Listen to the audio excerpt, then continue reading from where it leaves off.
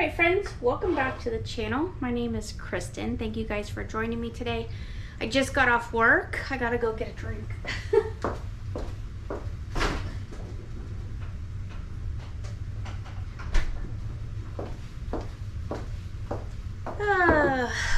What a crazy week it has been so far. I meant to take you guys on this journey a little earlier this morning, but I forgot to turn the camera on. Here's what we're drinking today: pomegranate blueberry kombucha.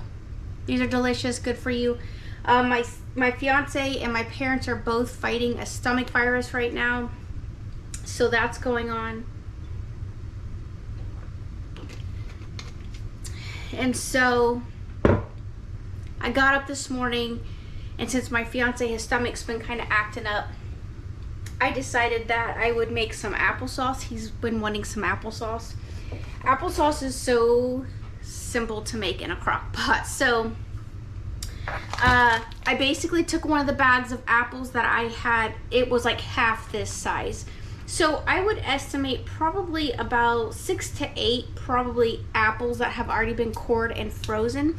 I had put them in the refrigerator last night and let them like kind of defrost a little bit. They were still a little bit frozen this morning when I put them in. I put them in our little small crock pot here, and basically just put the seasonings on that I like, and so I put them on low, and all I added was a little bit of ginger and a little bit of clove. Those are both antibacterial, and so since they're my whole family's basically dealing with some type of stomach virus, I thought that that would be the best for them, and it turned out absolutely wonderful. Now, we like chunky applesauce.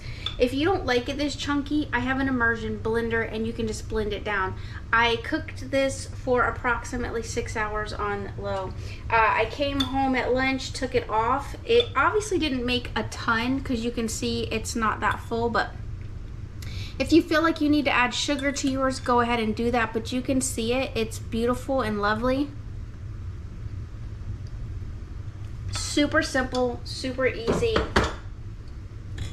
great to have. So today, well, this weekend's been a really sad weekend. This video is it's rough. It's rough to talk about, but I'm a grief therapist, so I had my cry about it, and yeah, so little Cake has passed away. She passed away on her own. Saturday we had gone to my parents to help them work on the house, and so I had come home here around 1 o'clock and let all the dogs out. I had Pumpkin with me because I'm socializing Pumpkin with Toby, my mom's dog, and just getting her a little more familiar with riding. I had asked Betty, like at 1 o'clock, I said, hey, do you want to go for a ride? Because that's her favorite kind of word. You know, she likes to go with me places. But she really wasn't up for it. And lately, since she's been taking the medicine, she's been a little more lethargic. And so I was like, okay. Didn't think anything of it. She was acting normal. Her tail was wagging. Like she seemed fine. We ended up, she has a little pee-pee pad in case she has to go to the potty, so you know, like, she's just a little dog like that. And so we came home about 7:15. We let all the dogs out. My fiance went around the corner to the couch and was like, hey Betty, where are you? Know, he normally picks her up and takes her out, or I walk around the corner and I pick her up and take her out. And I was setting my purse down and she wasn't there, and I thought, oh, that's strange. So I was like, well, maybe I'd accidentally shut her in my bedroom because I've done that before. So I was like, oh, maybe she got shut in the bedroom, and she likes it. She's got a little bed in there in case that happens or whatever, and food and water, so it's not like an issue. And yeah, so I came around the corner and she had put herself like kind of in the corner by our air conditioning unit, and she was basically on her last little like acknowledgements, I'll put it that way. I won't go into great detail. It is hard. I don't personally believe that it was an easy death. I would never, ever wanted her to go through that. I would have put her to sleep instead of letting her experience what she experienced. Heart failure is not good when it comes to congestive heart failure. My vets had said that, you know, I had an extended period of time with her. She'd been taking our medicine, so like I said, I didn't expect it to be, I just didn't expect it to come so soon.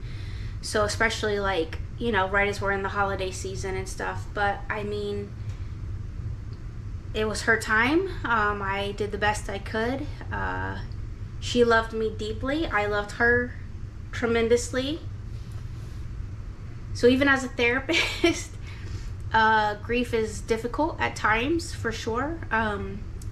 To me, human death is a little bit easier to kind of focus on than pet death, because pets, I always say, can't tell you what's going on or how sick they really are, or what's, you know, it's kind of a guessing game. I feel really frustrated at my vets. I know that they can't tell you when a pet is gonna die, but when you have like your hopes of like, oh, you know, you've got like an extended period of time with an animal if you just give them this medication. This is the second time that I've gone through this with this particular vet's office. I will be I've found a new vet, let's put it that way. I told y'all before about Mouse. We had spent, like, you could have bought a half a car, okay? Like, I'm not even joking you. At this point, back when I did it, like, you basically could have bought a car. Yeah, and so this time I feel like it was kind of the same thing. I spent thousands of dollars to make Betty healthy, and there really wasn't that much work done. And to come home within less than, you know, a month or so, or however long it's not been that long, basically. And she's been going back and forth to the vets, making sure that everything's okay with her, and they're like, yeah, she's fine. Like, and I know you can't predict it. Congestive heart failure is not like, you can't just go, oh yeah, it's not like cancer where you can go, oh, you got a few months to live, or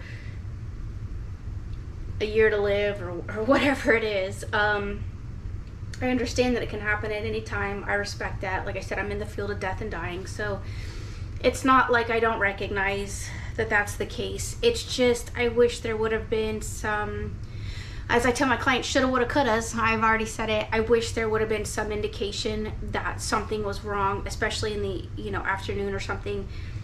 I would have taken her to the emergency vet and put her to sleep, or, you know, let her go in peace, because what we came home to was not fair to her. And it just broke my heart even more, because I wasn't there to just try to comfort her, even though there's like not really comfort in that situation. But as she was going out, you know, she looked back at me, and, you know, she gave me like 2 looks, and then her eyes glassed over, and that was that. So she's at peace now.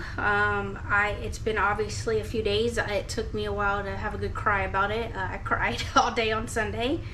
I still get choked up about it, thinking about it, because she was my little shadow. And pets mean a lot to us. Like, Betty was my security blanket, honestly. She meant a lot to me. She served me well. She was great. Like, she was my protector. She was everything that I would want in a pet. And so much love goes out to Little Cake. So I said I wouldn't cry. I wouldn't cry in this video. But it's hard. People that love animals like as much as I love my animals, they're my babies. I've told y'all that. They are like my children, because I don't have kids. So outside of my nephews, I don't have that. So it's been really hard. So I just want to share that with everybody. My friends, you know, they've been asking me and stuff, and so I had to tell them. So now I'm just making the announcement to you guys that pet ownership is very difficult. So I love on and feel for the people that have experienced what I'm experiencing currently. Pumpkin has kind of stepped up to the role a little bit. She's obviously not a little girl by any means. I'm used to having a little carry dog with me. And so, yeah, Pumpkin is kind of just oddly, as young as she is, she has really just kind of started becoming my shadow and just following me everywhere. And just, it was cute the other night, we were sleeping and she actually put, like, we were laying down or whatever, and she had put one paw underneath my neck and the other paw over my neck, and she was just like nuzzled up to me and just like snuggling me. And I was like, okay. Like, because Betty would literally sleep in the crux of my like neck and face. Like, her tail end would literally sit on my shoulder, and like that bothers my fiance. Like, he's like, these dogs are smothering me, but to me, I'm like, oh, come here, like, I love it. Like, I don't mind being smothered by my pets. Like, that's just the person that I am. Like, I love my animals very much so. So to be that connected with them is just, it's a blessing and it's an honor to have that with a pet. Not every pet has that.